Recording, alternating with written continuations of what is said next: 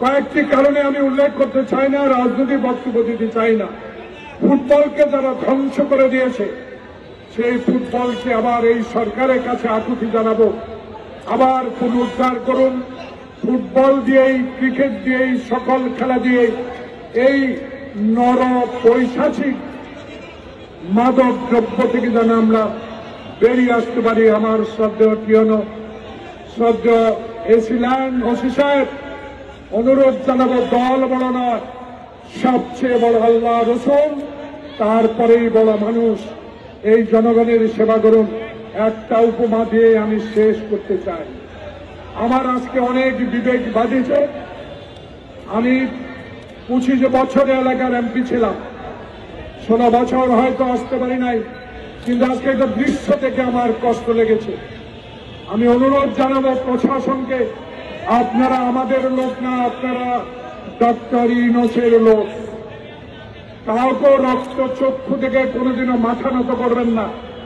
আমি যদি কোনো অন্যায় কথা বলে থাকি, আমার কথাও শুনবেন না, আমার নেতাদের কথাও শুনবেন না। কারণ আমার নেতা তারেক রহমান বলে দিয়েছে, সুষ্ঠু নির্বাচনের মাধ্যমে যেই জনপ্রতিনিধি ক্ষমতা আসবে, তারাই বাংলাদেশের ক্ষমতায় থাকবে। জনাব এসিল্যান্ড, জনাব মিজানুর রহমান সাহেব ওসি, তরুণ আপনি, আমার মেয়ের বয়সের থেকেও আপনি ছোট হবেন।